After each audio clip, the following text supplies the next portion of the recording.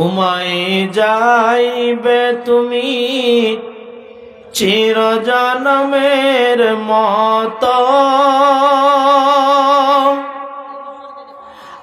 আর তো কোনো দিন ফিরে আসবে না।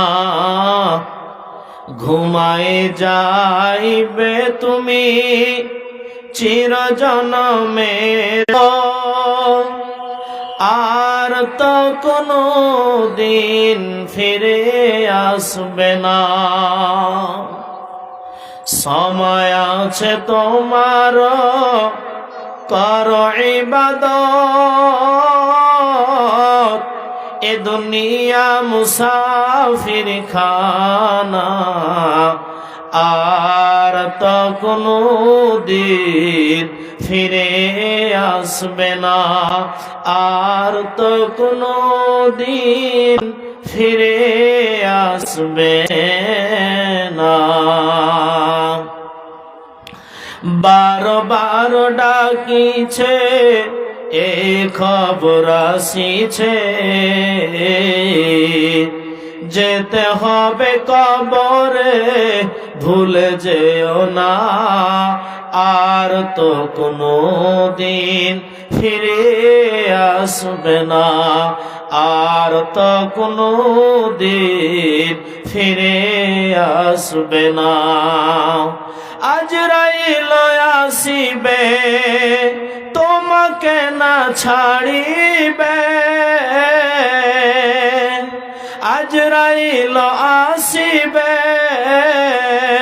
তোমাকে না ছাড়িবে, থাকবে না উপায় পাইবে না রেহাই, নিয়ে যাবে তোমায় ছেড়ে যাবে না, আর তো কোনো দিন ফিরে আসবে না, আর তো কোনো দিন ফিরে আসবে না।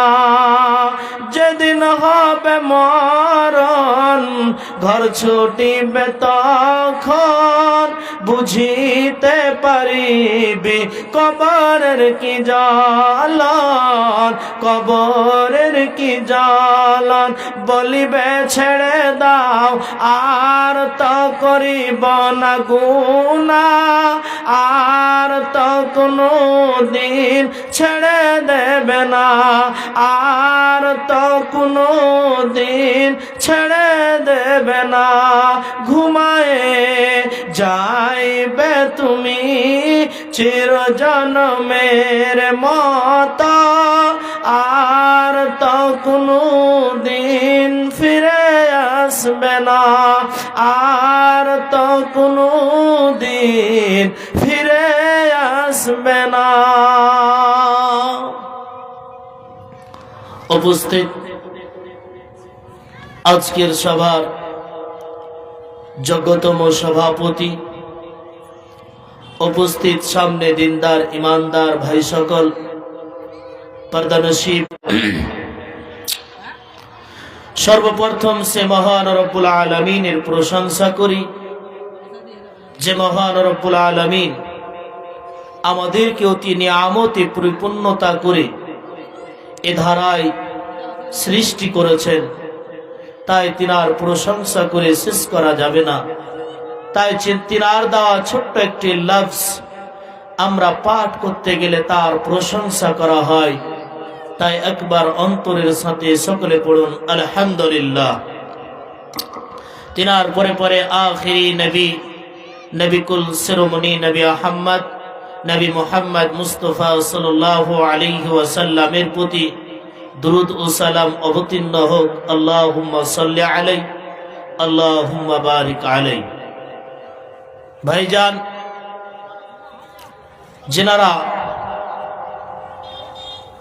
মাহফিল থেকে বাইরে ঘুরোঘুরি করছেন, আশা করি আপনি বাড়ি থেকে উদ্দেশ্য নিয়ে এসেছেন যে কোরআন ও সুন্নাহ শুনে নিজের জীবনকে পরিবর্তন করব, কিন্তু আপনি এখানে এসে তার বিপরীতে যাচ্ছেন। নচেত মাহফিলের কোনো ক্ষতি হবে না, ক্ষতি আপনার হবে। কাজে আপনার কাছে বিনত অনুরোধ, আজকে একটি দিন আমাদের কাছে এসছে বা আমরা পেয়েছি, অত্যন্ত মূল্যবান দিন বা অত্যন্ত মূল্যবান সময়, যে সময় আমাদের কাছে বহু জ্ঞানের পণ্ডিত আজকে আমরা তাদের চেহারা দেখতে পাবো ইনশাআল্লাহ। কাজেই আমি আজকের বক্তব্য, যে টপিক, যে আয়াত পরিবেশন করেছি ইনশাআল্লাহুল আজিজ, একে সামনে রেখে আমি আমার বক্তব্য পেশ করব। আজকের আলোচনা হবে যে আমরা মুসলিম ক্ষতিগ্রস্ত কেন, আল্লাহ তাবারক ওয়া তাআলা আমাদেরকে আযাব দেন কেন। সম্মানিত উপস্থিত, আমরা মুসলিম লাঞ্ছিত কেন? প্রত্যেকটি মানুষের একটি প্রশ্ন, যে পৃথিবীতে এত ধর্ম থাকা সত্ত্বেও বারবার মুসলিমের প্রতি আঘাত, মুসলিমকে লাঞ্ছিত। মুসলমানদের দাড়ি দেখলে তাদেরকে হুমকি দেওয়া হয়, মুসলমান টুপি পরে থাকলে তার প্রতি অত্যাচার করা হয়। আসলে তাদের দোষ নয়, তার কারণ আল্লাহ সুবহানাহু ওয়া তাআলা কোরআনুল কারীম সূরা রুম আয়াত নাম্বার 41 এর মধ্যে বলে থাকেন, জাহারাল ফাসাদু ফিল বাররি ওয়াল বাহর বিমা কাসাবাত আইদিন নাস। তোমরা জমিনে কিংবা স্থলে যতগুলি বিপর্যয় দেখতে পাও, এগুলি হচ্ছে তোমাদের হাতের কামাই। কাজেই যেই কোরআন ও হাদিস শুনতে গেলে আপনার ঈমান বৃদ্ধি পাবে, আজ সেখানে মুসলমান একত্রিত হতে পারে না। আজ তারা অবৈধ মেলামেশার সঙ্গে জড়িয়ে নিজের জীবনকে বরবাদ করছে। তাহলে আপনি আমি চিন্তা করেন, যদি এই সব কওমের লোক, এই সব মুসলিম নামের কলঙ্ক যদি আজ বেধর্মীর কাছে লাথি না খায়, খাবে কার কাছে? কার কাছে খাবে? দুঃখ লাগে। আমরা আবার বলি আমাদের প্রধানমন্ত্রী খারাপ, আমাদের মুখ্যমন্ত্রী খারাপ। তোমার কপালে তো ঝাঁটা পড়বে, তার কারণ তুমি রাসূল সাল্লাল্লাহু আলাইহি ওয়াসাল্লাম এবং আল্লাহর কোরআনকে বুড়ো আঙুল দেখিয়ে চলছ। তাহলে তোমার কপালে যদি আল্লাহর লানত না পড়ে, পড়বে কার প্রতি? দুঃখের সহিত কথা বলতে হয়। কাজেই আপনি যদি কামিয়াবি চান, তাহলে কোরআন ও সুন্নাহকে মানেন, তাহলে তো আপনি কামিয়াবি হবেন।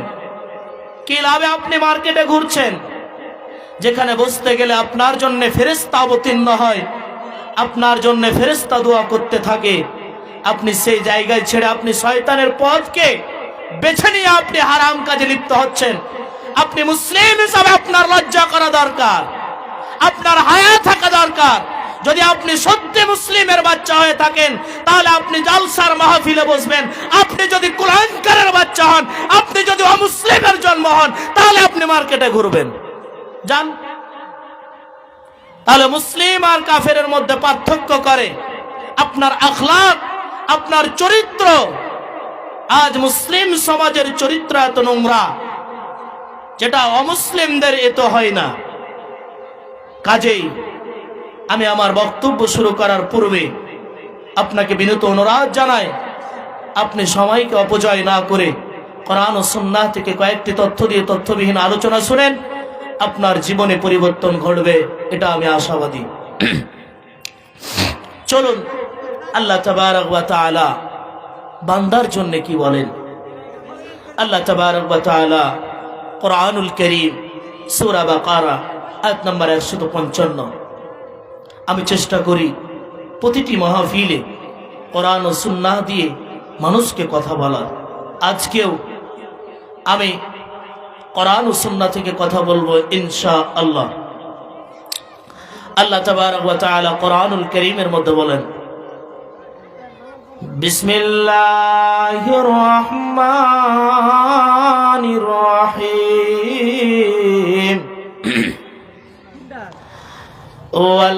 وَلَنَبْلُوَنَّكُمْ بِشَيْءٍ مِّنَ الْخَوْفِ وَالْجُوعِ وَنَقْصٍ مِّنَ الْأَمْوَالِ আল্লাহ তাবারক ওয়া তাআলা বলেন, রে পৃথিবীর আমার বান্দা বান্দিরা, তোমরা শুনে নাও, আমি আল্লাহ তোমাদেরকে পরীক্ষা করে নেব। আমি আল্লাহ তোমাদেরকে পরীক্ষা করে নেব। বলবেন মাওলানা, আল্লাহ আবার আমাদেরকে কিভাবে পরীক্ষা করবেন? কিভাবে আমাদের পরীক্ষা হবে? তা আল্লাহ তাবারক ওয়া তাআলা কোরআনুল কারীমের মধ্যে বলেন, রে পৃথিবীর মানুষ, আমি আল্লাহ তোমাদেরকে পরীক্ষা করব। আমি আল্লাহ তোমাদেরকে ভয় দিয়ে, আমি আল্লাহ তোমাদেরকে খিদা দিয়ে, আমি আল্লাহ তোমাদেরকে দুঃখ কষ্ট দিয়ে, আমি আল্লাহ তোমাদের মালকে নষ্ট করে, আমি আল্লাহ তোমাদেরকে পরীক্ষা করে নেব।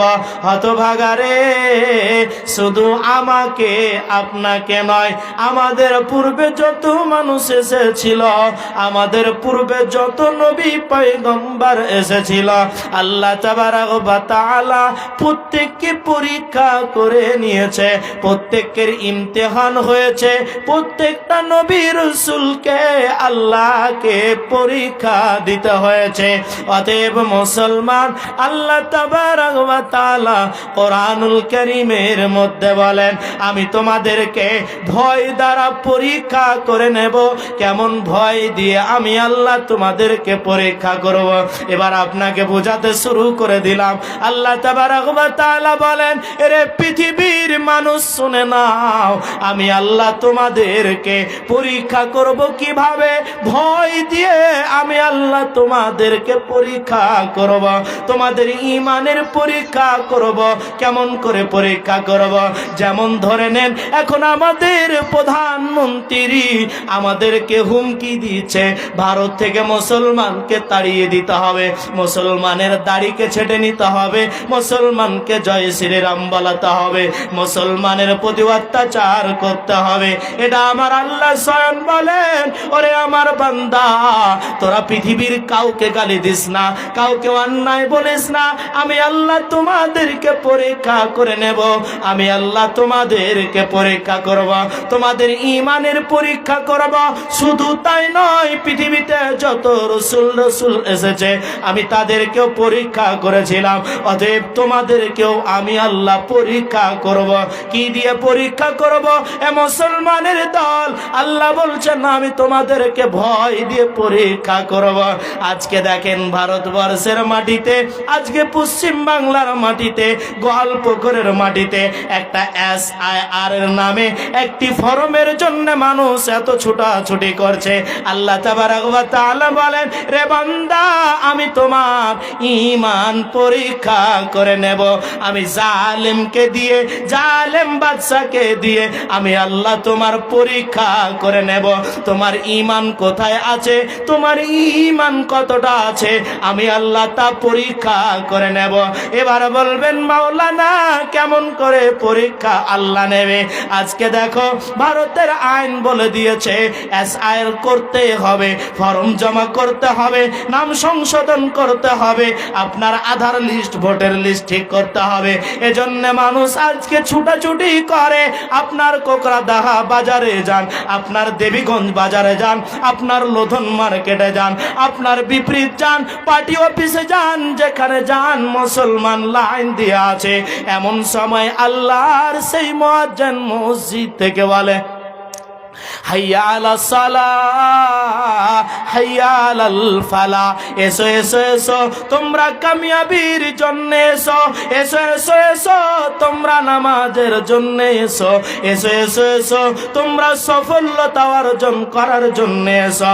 ওই লোকটা কানে আজান শোনার পরেও তার আধার কার্ডের জন্যে, তার ভোটার কার্ডের জন্যে, তার নাম সংশোধন করার জন্যে 2 ঘন্টা 2.5 ঘন্টা দাঁড়িয়ে থাকে।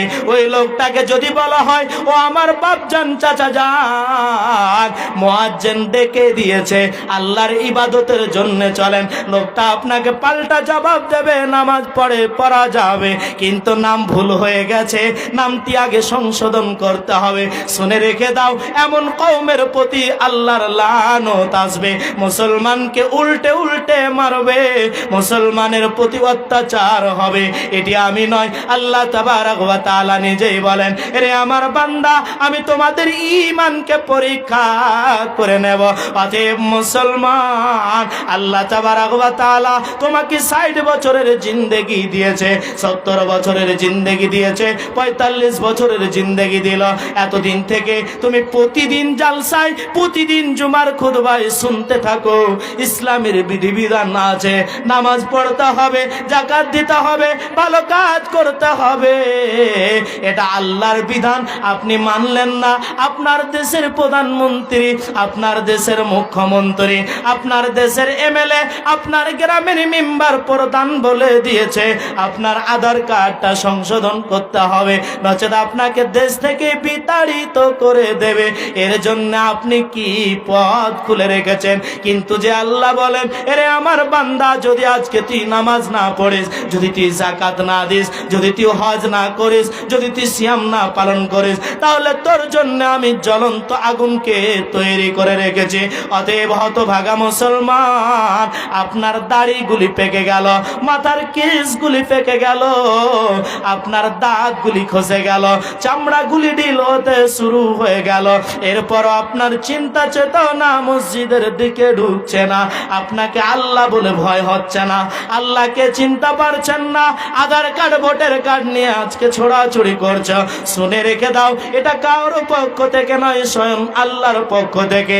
আল্লাহ তাবারক ওয়া তাআলা কোরআনুল কারীমের মধ্যে বলেন, যাহারাল ফাসাদু ফিল বাররি ওয়াল বাহরি বিমা কাসাবাত আইদিন নাস, তোমরা জমিনে কিংবা স্থলে যতগুলি বিপর্যয় দেখতে পাও, যতগুলি বালা মুসিবত দেখতে পাও, এগুলি তোমাদের হাতের কামাই। যেমন তোমরা ফল করবে, যেমন তোমরা আখলাক করবে, তেমন তোমরা ফল পাবে। যেমন তোমার বাড়িতে মিস্ত্রি এসেছে, যদি সে ঠিক মতো কাজ না করে, আপনি তাকে মজুরি দিতে চাইবেন না। আল্লাহ তাবারক ওয়া তাআলা আপনাকে স্বয়ং পৃথিবীতে পাঠিয়েছেন, আল্লাহ তাবারক ওয়া তাআলা আপনার প্রতি বিধিবিধান বেঁধে দিয়েছেন। যদি আপনি আল্লাহর বিধিবিধানকে না মানেন, আল্লাহর বিধিবিধানকে না মানেন, তাহলে আপনিও ঠিক তেমন মজুরি পাবেন না। কাজে আল্লাহর বিধানকে মেনে নিজের জীবনকে সফলতাতে আনে। দেখেন, দেন গালি আর জানলো দন দেবীগঞ্জ, তোমার কপালে ঝাঁটা তো পড়বে, পৃথিবীতে যা হবে তার চেয়ে বেশি কঠিন শাস্তি তোমার কিয়ামতের দিন হবে। আল্লাহ তাবারক ওয়া তাআলা তো নিজেই বলছেন যে আমি তোমাদেরকে ভয় দিয়ে পরীক্ষা করব। শুধু কি তোমাকে না, তোমাদের পূর্বে যত নবী এসেছিল, যত রাসূল এসেছিল, যত পয়গম্বর এসেছিল, আমি কাউকে ছাড়িনি। সবাইকে পরীক্ষা দিতে হয়েছে, ইমতিহান দিতে হয়েছে, পরীক্ষাতে তারা পাস করেছে। আমি আপনি মুসলিম, আমার আপনার প্রতি ঝড় তুফান আসবে, আমার আপনার প্রতি ভয় দিয়ে আমাকে আপনাকে ভয়গ্রস্ত করবে, কিন্তু সেই সময় আপনাকে ধৈর্য ধারণ করতে হবে। জি, আল্লাহ তাবারক ওয়া তাআলা বলছেন যে আমি তোমাদেরকে ভয় দিয়ে, খিদা দিয়ে পরীক্ষা করে নেব। খিদা দিয়ে কিভাবে আল্লাহ পরীক্ষা করবেন? আল্লাহ তাবারক ওয়া তাআলা আপনাকে এমন করে দিতে পারে, আপনার বাড়িতে অভাব এনে দিয়েছে, আপনার বাড়িতে ভালোভাবে খাবার নেই, এটি আল্লাহ তাবারক ওয়া তাআলা খিদা দিয়ে পরীক্ষা করবেন বলেছেন। এটাই হলো খিদা। আপনার বাড়িতে অভাব অনটন চালু হয়ে গেছে, কামাই নাই, রিজিক নাই, এই সময় আপনাকে ধৈর্য ধারণ করতে হবে। এই সময় আপনাকে আল্লাহর প্রতি তাওয়াক্কুল করে থাকতে হবে। আল্লাহর প্রতি বিশ্বাস রেখে এক আল্লাহকে ডেকে ডেকে জীবন গড়াতে হবে। যেমন মোহাম্মদ রাসূলুল্লাহ সাল্লাল্লাহু আলাইহি সাল্লাম তার জীবনে কতগুলি কষ্ট করেছেন। আহারে মুসলমান, আজকে আপনার কোনো কষ্ট নেই, আপনার কোনো কষ্ট নেই। আল্লাহর নবীর কত কষ্ট হয়েছিল। যেই লোকটা 10 দিন 15 দিন অনাহারে থেকে পেটে পেট পাথর বেঁধে সেই নিজে চলাফেরা করেছেন। অতএব শুনে নাও, আল্লাহ তাবারক ওয়া তাআলা আমাকে আপনাকে কত পরিমাণ নিয়ামত দিয়েছে। আল্লাহ তাবারক ওয়া তাআলা কত পরিমাণ মাল দিয়েছে। আল্লাহ তাবারক ওয়া তাআলা কত পরিমাণ রিজিক দিয়েছে। যে এত রিজিক পাওয়ার পরেও আল্লাহর রাস্তা খুঁজে পাচ্ছি না, তাহলে আমার আপনার কপালে কিভাবে সফলতা আসতে পারে, কিভাবে কামিয়াবি আসতে পারে? অথবা গারে যদি কামিয়াবি পেতে চাও, যদি সুখ পেতে চাও, যদি শান্তি পেতে চাও, ভালোভাবে পৃথিবীতে বসবাস করতে চাও, তাহলে আল্লাহর ঘর চিনে নাও। যেই ঘর পৃথিবীর মধ্যে নবীজি বলেছেন সব থেকে পৃথিবীর মধ্যে উত্তম জায়গা মসজিদ, সব থেকে পৃথিবীর মধ্যে উত্তম জায়গা মসজিদ, যেখানে আপনাকে যেতে গেলে আপনার প্রাণ জুড়িয়ে যাবে, মন শান্তি পাবে। সব থেকে নিকৃষ্ট জায়গা নবীজি বলেছেন সেটা হলো বাজার। অতএব বন্ধুরে, আজকে মসজিদগুলি ফাঁকা হয়ে গেছে, মুয়াজ্জিনের মতো একজন আজান দিবে এমন লোক গায়ে গ্রামে খুঁজে পাওয়া যায় না। আজ মানুষ চায়ের আড্ডায়, আজ মানুষ জুয়ার আড্ডায়, আজ মানুষ অবৈধ সম্পর্ক আজকে জড়িয়ে পড়েছে। তাহলে আপনি চিন্তা করেন, আপনি মুসলিম দাবি করেন, পূর্ণাঙ্গ মুসলিম হতে পারেননি। বন্ধুরে আমার, আল্লাহর নবীকে 1 নয় 2 নয় কয়েকটি পরীক্ষা করা হয়েছিল। নবী করিম সাল্লাল্লাহু আলাইহি সাল্লাম দিনের দাওয়াত দিতে গেলেন। নবী করিম সাল্লাল্লাহু আলাইহি সাল্লাম দিনের দাওয়াত দিচ্ছেন, এমন পর্যায়ে নবীর প্রতি আক্রমণ শুরু হয়ে গেল।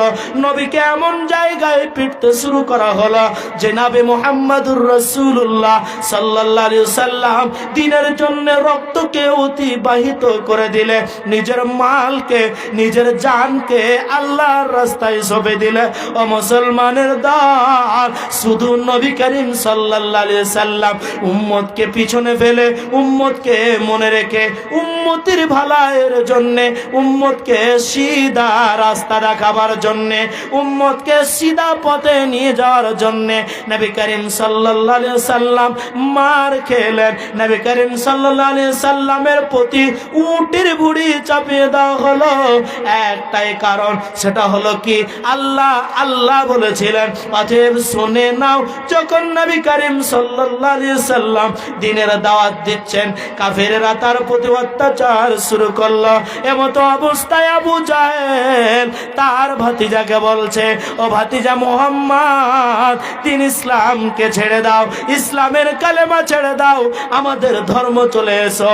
আমরা মক্কা নগরের যত সুন্দর মহিলা আছে তোমার পায়ের কাছে নিয়ে চলে আসব। তুমি যদি চাও মক্কা নগরের তোমাকে সব থেকে ধনী লোক বানিয়ে দেব। তুমি যদি চাও মক্কা নগরে তুমি সব থেকে বড় ক্ষমতাবান হতে চাও, এটাও তোমাকে দিয়ে দেব। অতএব তুমি তোমার ধর্মকে ছেড়ে আল্লাহর বিধিবিধানকে মেনে নিজের জীবনকে পরিবর্তনের জন্য নিয়ে আল্লাহর বিধিবিধানকে ছেড়ে বাপ দাদার ধর্মতে চলে এসো।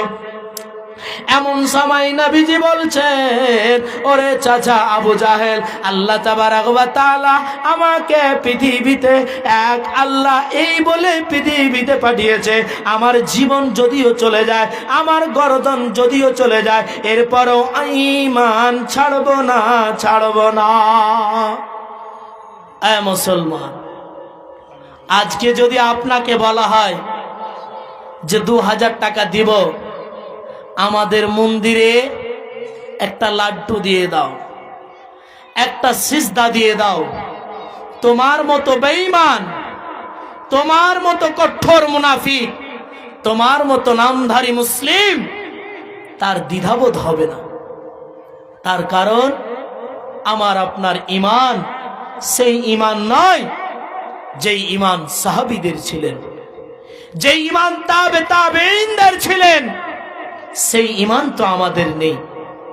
কাজেই আল্লাহ তাবারক ওয়া তাআলাকে স্মরণ করেন। আপনার বালা মুসিবত এসেছে, আপনি আল্লাহকে আঁকড়ে ধরেন, দেখবেন আপনার জীবনে পরিবর্তন ঘটবে, আপনার জীবনে সফলতা আসবে, আপনি কামিয়াবি হবেন, পরকাল লাভ করবেন, ইহকালে সুখময় জীবন কাটাবেন। ভাইজান, শুধু তাই নয়, যদি আপনি শুনেন যে আল্লাহ তাবারক ওয়া তাআলা আমাদেরকে পরীক্ষা করবেন, জি, আল্লাহ কি শুধু আমাদেরকে পরীক্ষা করেন না, আমাদের পূর্বে অনেক নবী এসেছিলেন। তার মধ্যে একজন হযরতে ইব্রাহিম আলাইহিস সালাম, যিনাকে আল্লাহ তাবারক ওয়া তাআলা কোন মুফাসসিরগণ বলেন যে 113 থেকে 14 অধিক তাকে পরীক্ষা করা হয়েছিল। কিন্তু ইব্রাহিম আলাইহিস সালাম প্রত্যেকটি পরীক্ষায় কামিয়াবি লাভ করেছিলেন, প্রত্যেকটি পরীক্ষায় সফলতা অর্জন করেছিলেন। তার মধ্যে একটি হচ্ছে যখন ইব্রাহিম আলাইহিস সালাম স্বপ্নে দেখছেন যে আমি আমার নিজ ছেলেকে কুরবানি করছি, এই খবর তার ছেলের কাছে পেশ করছেন। ইব্রাহিম আলাইহিস সালাম তার ছেলেকে বলছেন যে আব্বু, আমার কাছে আল্লাহ তাবারক ওয়া তাআলা সেই স্বপ্নে দেখা হয়েছে যে আমি তোমাকে বৃদ্ধ অবস্থায় পেয়েও আমি যেন তোমাকে আল্লাহর রাস্তায় কুরবানি করে দিচ্ছি। এ মুসলমান, ঈমান কাকে বলে, পরীক্ষা কাকে বলে একটু লক্ষ্য করেন। ইব্রাহিম আলাইহিস সালাম তার ছেলেকে প্রস্তাব দিলেন। তার ছেলে বলছেন, আব্বু, আল্লাহর বিধান পেয়েছেন, এটি আপনি 1 মিনিটও লেট করিয়েন না, আপনি তাড়াতাড়ি করে প্রস্তুতি নেন, আমাকে আল্লাহর রাস্তায় কুরবানি করে দেন।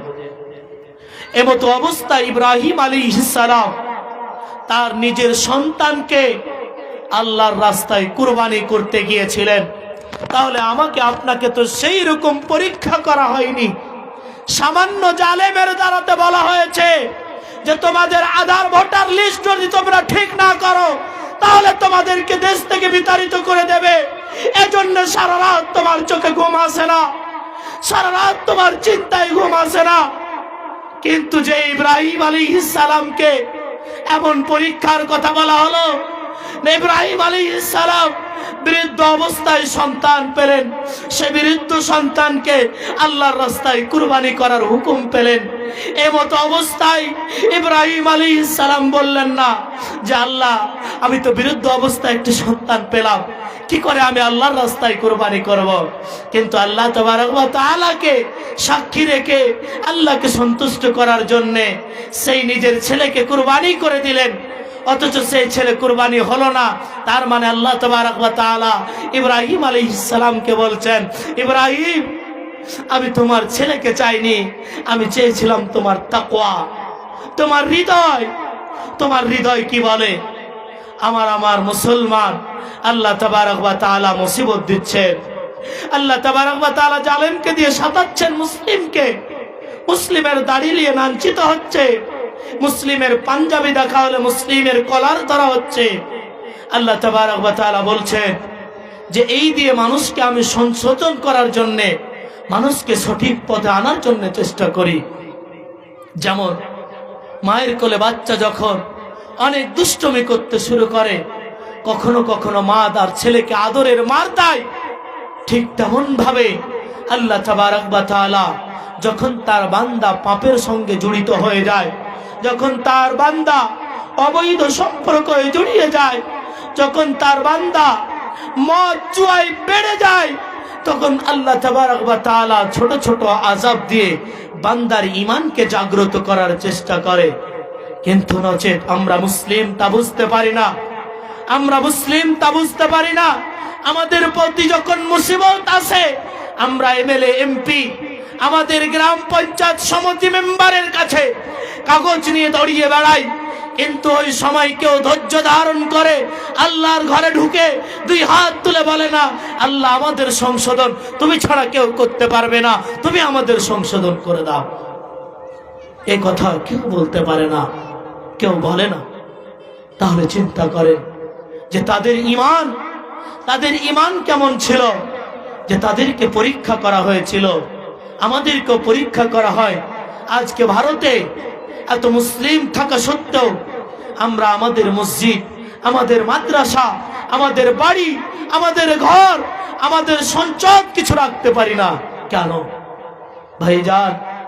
একটি কারণ, যেটি হচ্ছে আমাদের ঈমানি জজবা, যেটি হচ্ছে আমাদের ঈমানি পোকা লেগে গেছে। আমরা ঈমানকে হারিয়ে দিয়েছি, এজন্য আজ লাঞ্ছিত হচ্ছি। কাজেই আল্লাহ তাবারক ওয়া তাআলা আমাদেরকে বালা মুসিবত দিয়ে থাকেন, এটি আমাদের ভালার জন্য, আমাদের সফলতার জন্য। কাজে আমাদেরকে চিন্তা করতে হবে। আল্লাহ তাবারক ওয়া তাআলা বলছেন যে ওয়ালা নাবলুওয়ান্নাকুম বিশাইইম মিনাল খাউফি ওয়াল জুই ওয়া নাকসিম মিনাল আমওয়াল। এ পৃথিবীর মানুষ, আমি তোমাদেরকে ভয় দিয়ে, আমি আল্লাহ তোমাদেরকে খিদা দিয়ে, আমি আল্লাহ তোমাদের ফসলকে নষ্ট করে, আমি আল্লাহ তোমাদেরকে পরীক্ষা করে নেব। এই নবী, তুমি তাদেরকে সুসংবাদ দিয়ে যাও, যারা ধৈর্য ধারণ করে থাকবে। আমার মাল নষ্ট হয়ে গেছে, আমাকে অন্যায় করে দিয়েছে, আমাকে আল্লাহ খিদা দ্বারা পরীক্ষা করেছে, এই নিয়ে তোমাকে ধৈর্য ধারণ করে থাকতে হবে। এটাই হলো ঈমানি পরীক্ষা। বন্ধুরে, শুধু আমাকে আপনাকে নয়, আমাদের পূর্বে যত নবী এসেছিল তাদেরকে পরীক্ষা করা হলো। কেমন করে পরীক্ষা করা হলো? নবী করিম সাল্লাল্লাহু আলাইহি সাল্লাম যুদ্ধের ময়দানে যাবেন, সঙ্গ সাথীদেরকে তৈরি করে নিয়েছেন। ও আমার সঙ্গ সাথী, কাফেরদের সঙ্গে যুদ্ধের ঘোষণা হয়েছে, বদরের যুদ্ধে তোমাদেরকে যেতে হবে। এমন সময় নবী করিম সাল্লাল্লাহু আলাইহি সাল্লাম তার সঙ্গ সাথীদেরকে রেডি করছেন। তাদের সংখ্যা কতজন? মুফাসসিরগণ বলেন 314 থেকে 14 জন। কাফেরদের সংখ্যা কত? হাজারের অধিক। এমন সময় নবীর সঙ্গ সাথীরা চিন্তায় চিন্তিত হয়ে গেল, আহারে আমাদের তো অল্প সংখ্যা, আমরা তো অল্প মানুষ, তারা তো আমাদের চেয়ে অনেক, আমরা কিভাবে তাদের কাছ থেকে ছাটকারা পাবো? আমরা তাদের কাছে কিভাবে হেরে যাব, কিভাবে জিতে অর্জন করতে পারবো? এমতো অবস্থায় মুহাম্মদকে বলে, ও আমাদের নবী, আজকে যাদের সঙ্গে আমরা যুদ্ধ করতে যাচ্ছি তাদের সংখ্যা তো অনেক, তাদের তো সংখ্যা অনেক, আমরা তো তাদের কাছে কিছুই নয়। এমন সময় আল্লাহ তাবারক ওয়া তাআলার কাছে ওই নবী মুহাম্মদ মুস্তাফা সাল্লাল্লাহু আলাইহি সাল্লাম বলেন, ও আমার সঙ্গ সাথীরা, তোমরা চিন্তা করিও না, তোমরা ভয় পেয়ে যেও না, আমি একাই নয়, আমাদের সঙ্গে একজন আছেন, তিনি হলেন আমাদের রব, আমাদের আল্লাহ। ওই আল্লাহ আমাদেরকে সাক্ষী রেখেছে, ওই আল্লাহ আমাদেরকে বাঁচাবেন, ওই আল্লাহ আমাদেরকে সঠিক পথ দেখাবেন, ওই আল্লাহ আমাদের বিজয় ঘটাবেন। এই বলে মুহাম্মদ আল্লাহকে সাক্ষী রেখে বলছেন, ওগো আল্লাহ, ও আমার রব, যদি আজকে আমাদেরকে ধূলিসাৎ করে দেয়, তাহলে পৃথিবীতে দিন ইসলাম প্রচার করবে কে? দিন ইসলামের তাগদা বাড়াবে কে?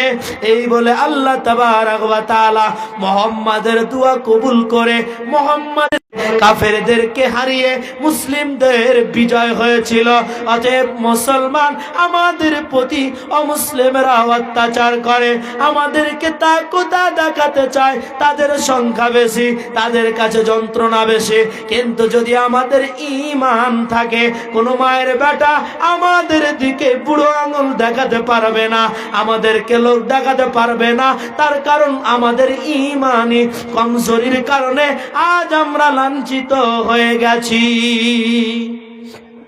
জি, আমরা কাউকে গালি না দিয়ে একটু নিজে নিজে ভাবুন যে আপনি মুসলিম হিসাবে, আপনি যে একজন মুসলিম, আপনার কর্তব্য কি? আপনার করণীয় কি, এটি আপনাকে জানতে হবে। শুধু নামধারী মুসলিম, প্রতি শুক্রবার একটি করে বড় গরু জবাই হয়, প্রতিদিন মাংস খেতে খুব ভালো লাগে, খাও না। তোমার মতো কত কাফের, কত অমুসলিম পর্যন্ত গরুর মাংস খায়। তাহলে কি তারাও ইমানদার হয়ে গেল? তারাও মুসলিম হলো না? জি না। তাহলে মুসলিম তারাই যারা আল্লাহকে চিনবে, যারা আল্লাহর কোরআনকে আঁকড়ে ধরবে, যারা আল্লাহর বিধিবিধানকে আঁকড়ে ধরবে, তারাই হচ্ছে মুসলিম, তারাই হচ্ছে ইমানদার, তারাই হচ্ছে আল্লাহর জান্নাত নৈকট্য লাভকারী। তারাও ইহকালও লাভ করবে, পরকালও লাভ করবে। সম্মানিত উপস্থিত, একটি উদাহরণ দিয়ে বোঝায়, আজ আল্লাহ তাবারক ওয়া তাআলা আমাদেরকে যে আযাবগুলি দিচ্ছেন, আমাদের প্রতি যে মুসিবতগুলি দিচ্ছেন, কেন দিচ্ছেন, কি কারণে দিচ্ছেন, সংক্ষিপ্ত আকারে একটি উদাহরণ, তাহলে আপনি বুঝতে পারবেন। ভাইজান, আপনারা একটু আমার সঙ্গে কথা বলবেন, তাহলে আমাকেও ভালো লাগবে। একটু বলেন, কুকুর আপনারা দেখেছেন কয় প্রকার? একটু বলেন। আমি বলি 2 প্রকার। কয় প্রকার? 2 প্রকার। কিভাবে দেখবেন? যারা শহরে গেছেন, আমাদের এলাকায় কম দেখতে পাওয়া যায়। ঠিক আছে।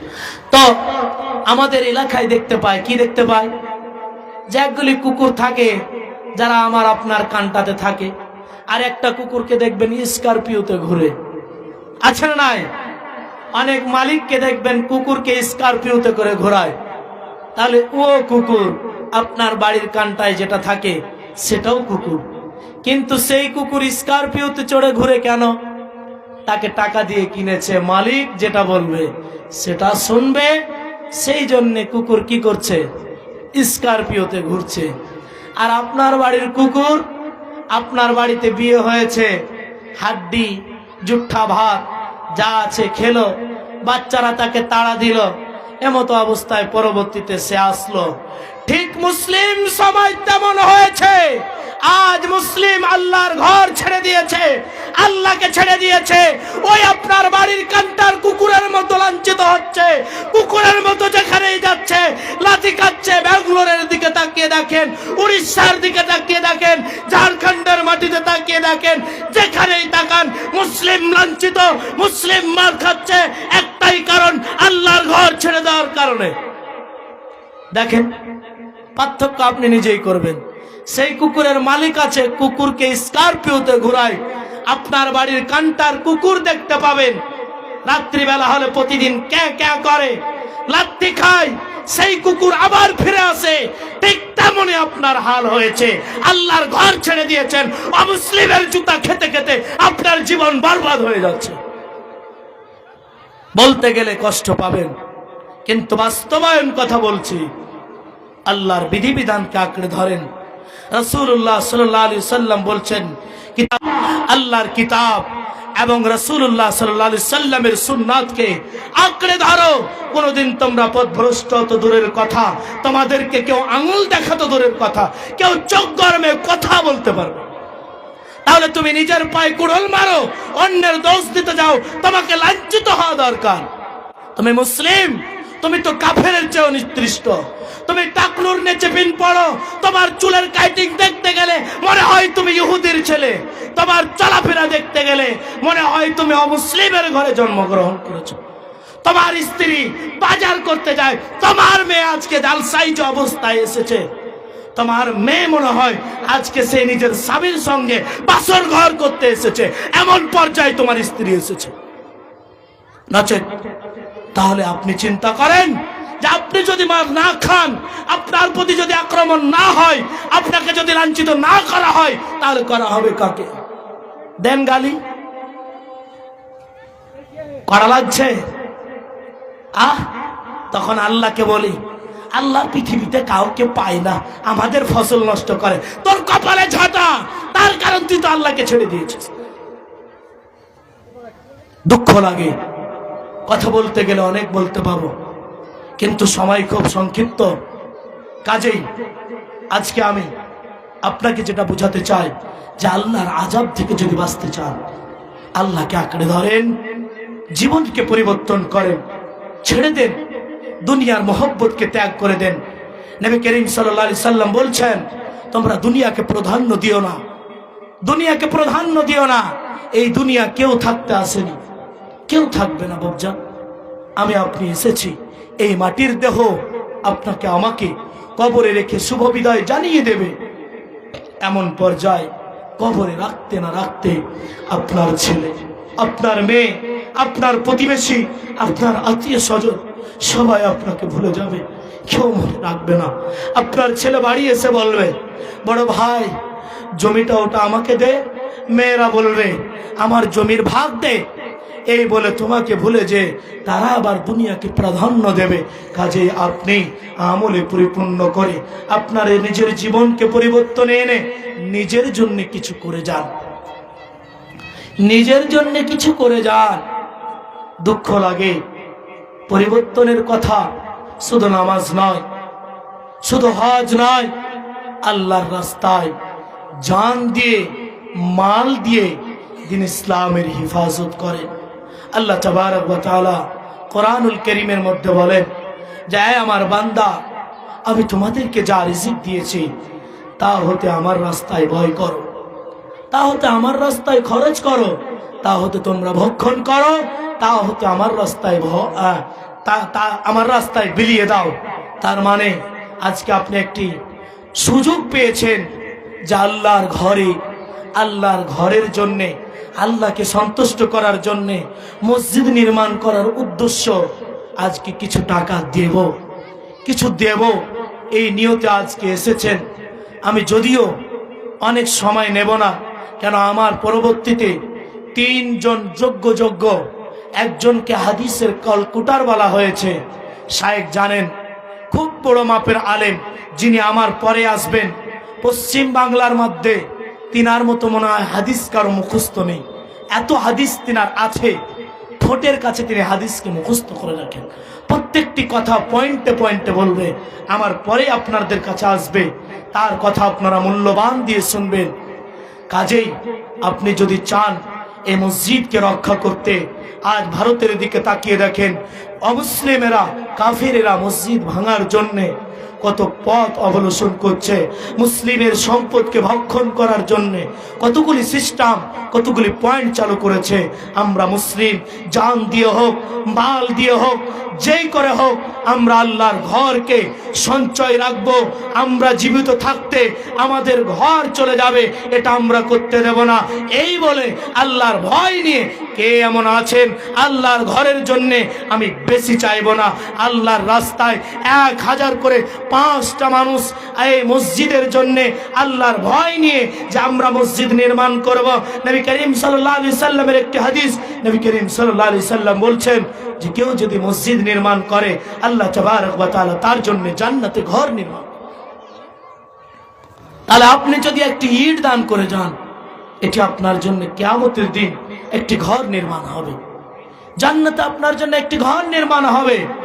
এই মর্মে আল্লাহ তাবারক ওয়া তাআলা কোরআনুল কারীমের মধ্যে বলেন, ইন্নামা ইয়া'মুরু মাসাজিদাল্লাহ মান আমানা বিল্লাহ, নিশ্চয় মসজিদ নির্মাণ করবে তারা, মসজিদের দেখভাল করবে তারা, মসজিদের দায়িত্বে থাকবে তারা যারা মান আমানা, এক আল্লাহকে বিশ্বাস রাখে, আল্লাহকে ভয় করে। কাজেই আপনার কাছে আমি একজন নগণ্য আল্লাহর খাদেম হিসাবে আজ আপনার কাছে হাতটা বাড়িয়েছি। আপনার টাকা, আপনার ছেলে অসুস্থ হয়ে গেছে, ডাক্তারকে বলেন বাপ, খালু, নানা, তোমার পা ধরে বলছি, যদিও আমার জমি বিক্রি করে দিতে হয় করে দেবো, এরপরেও আমার ছেলেকে তোমাকে ঠিক করতে হবে। কিন্তু ঠিক তো করবে আল্লাহ। তোমার বালা মুসিবত এসেছে, আল্লাহ তাবারক ওয়া তাআলা রাস্তায় দান করো। তোমার ফসল নষ্ট হয়ে গেছে, আল্লাহ তাবারক ওয়া তাআলা রাস্তায় দান করো, তোমার বালা মুসিবত দূর হবে। নবী করিম সাল্লাল্লাহু আলাইহি সাল্লামের সে হাদিস, নবী করিম সাল্লাল্লাহু আলাইহি ওয়াসাল্লাম বলছেন যে তোমরা সাদকা করো, তোমরা দান করো, তোমাদের বালা মুসিবত দূর হবে।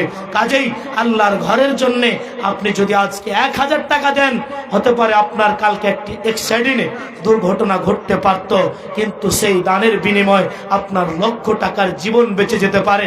আপনার কি মন চায় না?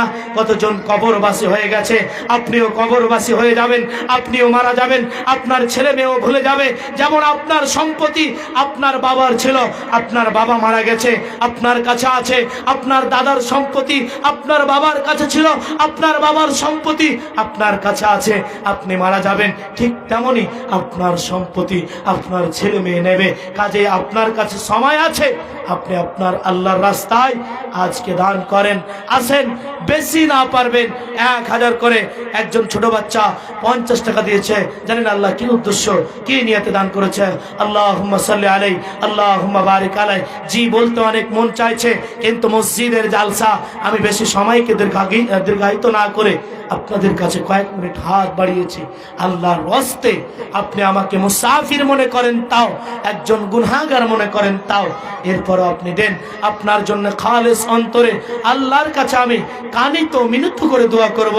আপনার জন্য শুধু এখন নয়, 5 ওয়াক্ত নামাজের পরেও আপনার জন্য দোয়া করব। আসেন, আল্লাহর ঘরকে আজ রক্ষা করেন। মুসলিমের সম্পত্তির জন্য আজকে অমুসলিমেরা কত রকম পথ অবলম্বন করছে। আপনার কি মন চায় না? আপনার মন চায় আপনি আজকে সুযোগ পেয়েছেন, আল্লাহর ঘরে দান করেন। যেমন হযরত ওমর, যেমন হযরত উসমানের মতো ধন সম্পদওয়ালা কেউ ছিল না। এরপরও যখন নবী করিম সাল্লাল্লাহু আলাইহি সাল্লাম, কে দিলে? তোমার আব্বা? বাড়ি কোথায়? আসেন, একটু মুসাফা করেন, কয়েক মিনিট আসেন, মুসাফা করেন। আসেন, একটু আসেন, আসেন, যারা দিবেন ভাবছেন, আসেন। দেখো কেমন ঈমান এনেছে নবীর সাহাবারা, সে যুগের সাহাবারা। দেখো কেমন ঈমান এনেছে নবীর সাহাবারা, সে যুগের সাহাবারা। হযরত বেলাল এনেছে ঈমান কত কষ্ট করে, মরুভূমির গরম বালুতে তাজা রক্ত ঝরে। তবু বেলাল ছাড়েনি ঈমান, পড়ে লা ইলাহা ইল্লাল্লাহ। দেখো কেমন ঈমান এনেছে নবীর সাহাবারা। বাড়ি কোনটা বাবজি? বাড়ি কোনটা? বাড়ি এখানে। এটা এমন একটা মসজিদ, কত জায়গা থেকে মানুষ আসে নামাজ পড়তে, অসুবিধা হয়। 500 টাকা দিলেন, আর কিছু দিবেন? আচ্ছা আচ্ছা, গ্রামের। আচ্ছা, আর 500 টাকা বাবজি, 500 টাকা, 500 টাকা লেখে দিবেন। নারে তাকবীর লিখিয়ে দেন, 500 টাকা। জাযাকাল্লাহ, হায়াকাল্লাহ, বারাকাল্লাহ। আল্লাহ তোমার বান্দা আল্লাহ এখানেতে ছিল, আল্লাহ 500 টাকা দিলি চলো আল্লাহ। আল্লাহ আবার 500 টাকার কথা বলেছি আল্লাহ। আল্লাহ আবার 500 টাকা দিয়ে আল্লাহ 1000 টাকা দিয়েছে। আল্লাহুম্মা সাল্লি আলাইহি, আল্লাহুম্মা বারিক আলাইহি। জানি না মাবুদ কি উদ্দেশ্য, কি নিয়তে দান করেছে আল্লাহ। আমি হতভাগা আল্লাহ, তোমার দরবারে আল্লাহ দোয়ার দরখাস্ত করি আল্লাহ। আল্লাহ যদি তার আত্মীয় স্বজন কেউ বালা মুসিবতে থাকে, আল্লাহ তার বাড়িতে যদি কেউ অসুস্থ থাকে, আল্লাহ তুমি তার দানের বিনিময়ে আল্লাহ তুমি তার সেবা করে দিও। আল্লাহুম্মা সাল্লি আলাইহি, আল্লাহুম্মা বারিক আলাইহি। আসেন ভাইজান, তাড়াতাড়ি করে আসেন, আমার পরবর্তী বক্তা আসবে। আপনাদের চলে আসছে মনে হয় 2-4 মিনিটের মধ্যে। যদি আপনি দেবন মনে করেন, আপনি চলে আসেন 2-4 মিনিটের মধ্যে, আমি আমার বক্তব্য শেষ করব। আপনি আসেন, কোরআন ও সুন্নাহর হাদিসের কথা আপনাদেরকে মিষ্টি ভাষায়, আমরা তো রাখছি, আমরা তো সুর করছি, তিনার মুখে সুরও পাবেন না। মিষ্টি ভাষায় সুন্দর সুন্দর করে পয়েন্টে পয়েন্টে কথা বলবে। জাযাকাল্লাহ। বাড়ি কোথায়? বাড়ি এখানে। 500 টাকা। আসেন, আমি সুর করে চান্দা করি না, তবু আজকে একটু করে বলতে হচ্ছে। বাড়ি কোথায়? আমার বাড়ি বিহার। বিহার?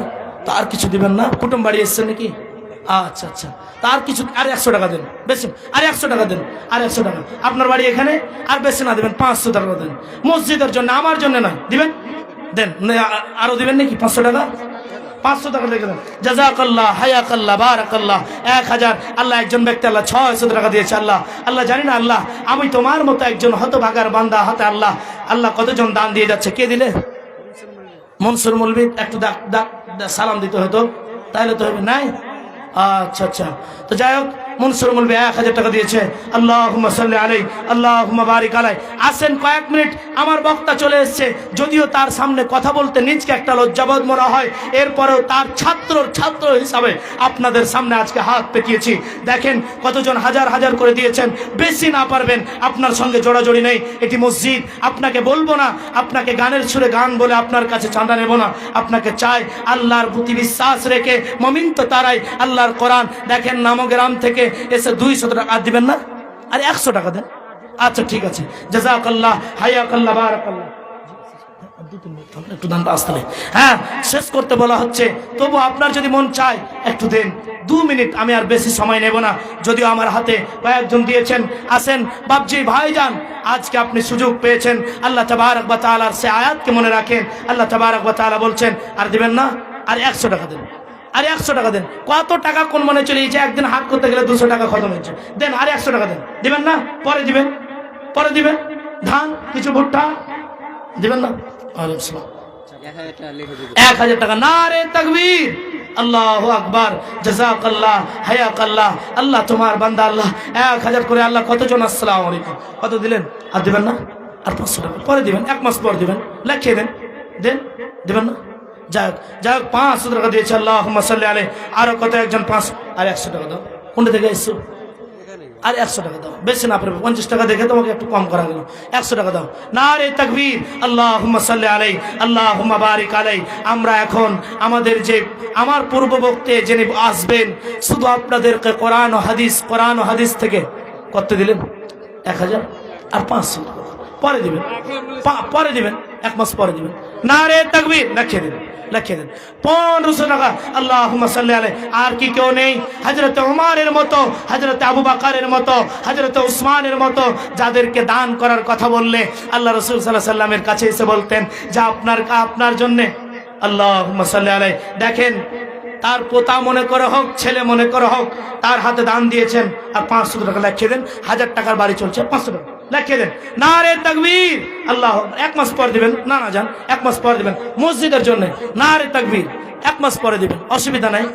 500 টাকা। আর আসেন বাপজান, বেশি লেট করবো না, যদিও পরবর্তী বক্তা এসে গেছে, নিজকে একটা লজ্জাবোধ মনে হচ্ছে, কিন্তু মসজিদের জন্য আপনার কাছে হাত বাড়িয়েছি, আমার নিজের জন্য নয়। যদি আপনি চান, আজকে একটি সুযোগ পেয়েছেন, এটি শুধু সব জনের কাছে নয়। আল্লাহ তাবারক ওয়া তাআলা তার কোরআনুল কারীমের মধ্যে বলেন, ইন্নামা ইয়া'মুরু মাসাজিদাল্লাহ মান আমানা বিল্লাহ। নিশ্চয়ই যারা ঈমানদার হবে, বেঈমান মসজিদ নির্মাণ করবে না। বেঈমান তো চাইবে মসজিদকে হত্যা করে দাও, বেঈমান তো চাইবে মসজিদকে নষ্ট করে দাও, বেঈমান তো চাইবে মসজিদকে হত্যা করে দাও, কিন্তু ঈমানদার চাইবে নিজের জান দিয়ে হোক, নিজের মাল দিয়ে হোক, মসজিদকে রক্ষা করব। কাজে আজকে আপনি সুযোগ পেয়েছেন, আল্লাহর ঘরে দান করেন। যদিও আপনারা যত পারলেন দিলেন, আমার পরবর্তী বক্তা আসবে, তারপরে আসবে, আপনারা দানের হাতটা বাড়িয়েতে থাকবেন, আল্লাহর কাছে আরাধনা করবেন, আপনার বালা মুসিবত দূর হবে। জানি না কতজন আল্লাহ 1000, 500, 2000, 2500 যারা যত দিলেন, আল্লাহ তুমি তার সকলের দানকে আল্লাহ গ্রহণ করো। যদিও আমি একজন গুনাহগার, হতভাগা, আল্লাহ আমি একজন তোমার নগণ্য খাদেম হিসাবে তোমার কাছে ফরিয়াদ জানাই। আল্লাহ তোমার কাছে অনেক দোয়া করে কিছু করতে পারবো না, তুমি যদি দোয়ার ভান্ডার, তুমি হচ্ছ শ্রেষ্ঠ মালিক, তুমি যেটা করবে সেটা কেউ বাধা দিতে পারবে না, তুমি যেটাই দিতে পারবে, বান্দা কেউ কিছু করতে পারবে না। কাজেই যে উদ্দেশ্য দান করেছে, আল্লাহ তুমি তাদের উদ্দেশ্যকে পূরণ করো। এ বলে আজকের সংক্ষিপ্ত আলোচনা শেষ করলাম। যদিও বলার মাধ্যমে কোনো ভুল ত্রুটি হয় ক্ষমা করবেন। হায়াত বাকি তো মুলাকাত বাকি। আসসালামু আলাইকুম ওয়া রাহমাতুল্লাহ।